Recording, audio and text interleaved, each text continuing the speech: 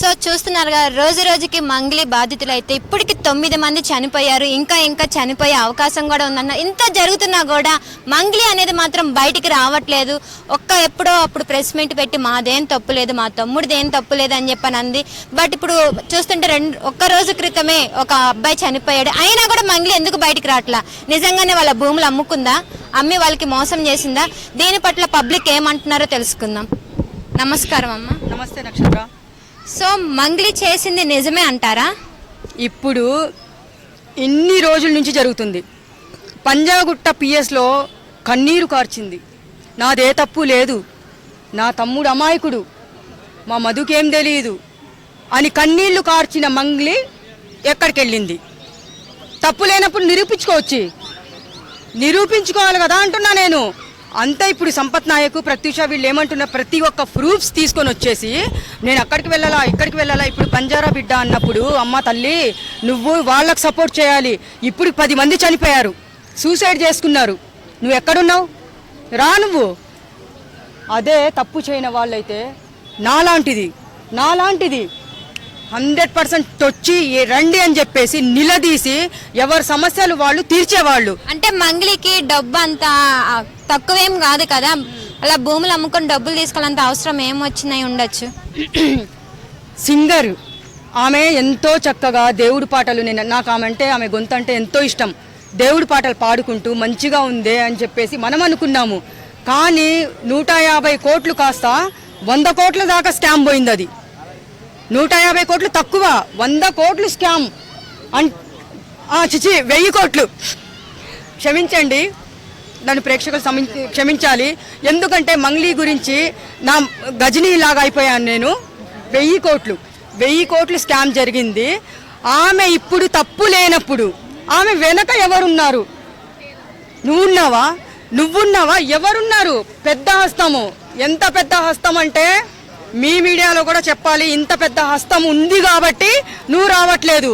ఆ హస్తం వెనకాల ఆ హస్తం ఎవరున్నారో ఆ హస్తం కూడా ముందుకు రావాలి. ఆమెకు ఎవరు సపోర్ట్ చేస్తున్నారు వాళ్ళు కూడా ముందుకు రావాలి. ఎందుకు పోలీస్ డిపార్ట్మెంట్ సైలెంట్గా ఉంది? ప్రభుత్వం ఎందుకు మాట్లాడడం లేదు?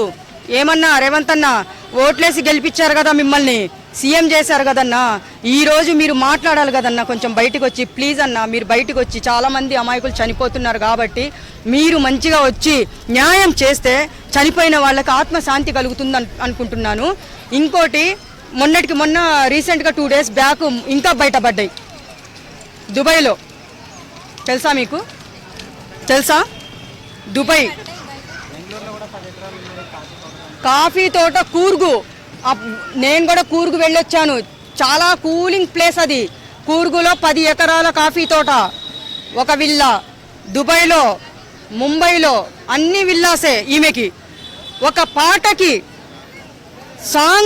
ఒక సాంగ్కి ఎవడన్నా 2 కోట్లు విలువ చేసే డైమండ్ నెక్లెస్ ఇస్తాడా పిచ్చోడు? ఎందుకు ఇస్తాడు? మా ఫ్రెండ్ ఇచ్చాడు. ఎవరు ఇచ్చారు అదే బయటికి రావట్లా.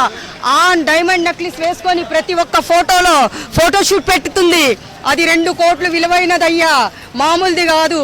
దుబాయ్లో వెళ్ళింది, దుబాయ్లో ఒక పాట పాడిందేమో, ముంబైలో ఒక పాట పాడిందేమో. దుబాయ్ షేక్స్ అందరు చూసేసి మాది బేటా మీది పాట బాగా నచ్చింది అనగానే డైమండ్ నెక్లెస్ ఇచ్చేసాడేమో. తెలుగులో పాడిందో హిందీలో పాడిందో, వచ్చి రాని హిందీ ఆయన మాట్లాడుతుంటే ఆమె పాపము హిందీ వస్తుందో రాదో గిఫ్ట్ ఇచ్చేసారేమో, ఎవరికి తెలుసు. అదే ఉంటుంది. దుబాయ్ షేకు మాది గిఫ్ట్ ఇచ్చిందేమో, అది చూసుకో ముందు. అదే ఇచ్చి ఉంటుంది, దుబాయ్ షేకే ఇచ్చి ఉంటుంది అది. అలాగా అయితే ఇప్పుడు కర్ణాటకకు వెళ్దాం మనము. కర్ణాటకలో కూడా ఒక మాజీ ఎవరో మరి ఆయన అకౌంట్లోకి 80 లక్షలు వీళ్ళ దాంట్లో అకౌంట్లో నుంచే పోయినాయి 80 లక్షలు అన్నారు. అది ఫేక్ కాదు. అంటే ఇప్పుడు మంగ్లీ అందరూ దుబాయ్లో ఉందంటున్నారు, మీరు చెప్పిన వాళ్ళ దగ్గరే ఉందంటారా?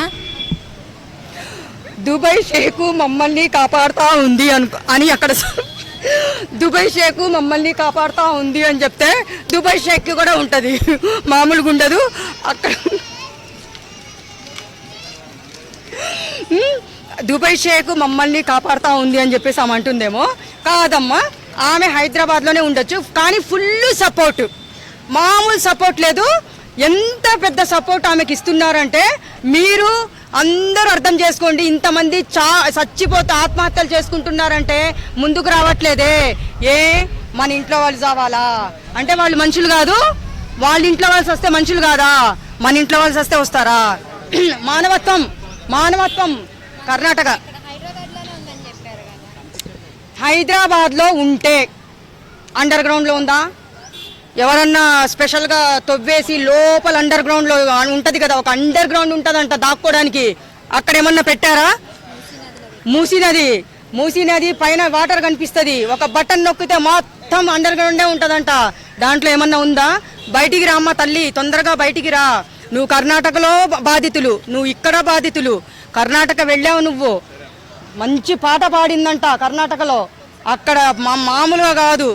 ನಿಮ್ಮ ಹಾಡು ಎಷ್ಟು ಚೆನ್ನಾಗಿದೆ, ಹಾಡು ತುಂಬಾ ಚೆನ್ನಾಗಿದೆ ಹಾಡು. మంగ్లీ అవరే అన్నారు. రాసిచ్చాడు. ఎంత? 10 ఎకరాల కాఫీ తోట ఒక విల్ల రాసిచ్చాడు. అది ఒక్క కన్నడలో మాట్లాడంగానే టుస్ అని పడిపోయాడు. ఒక్క షేక్ హ్యాండ్కే విల్లాలు పోతున్నాయి, కార్లు పోతున్నాయి, అన్నీ పోతున్నాయి. ఇంకా ఎంతమంది ఉన్నారమ్మా దీని వెనకాల? రండమ్మ తల్లి, బయటికి రండి.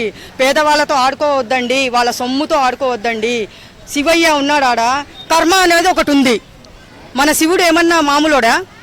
మధ్యలోనే తిరుగుతుంటాడు, అన్ని చిట్టాలు బయట ఇప్పిస్తుంటాడు, మొత్తం బయట పడుతుంది. అప్పుడు ఎవరి పరువు వాళ్ళు తీసుకుంటున్నారు. నువ్వు ఫస్ట్ వచ్చి తప్పు లేనప్పుడు ముందుకు వచ్చి మాట్లాడు.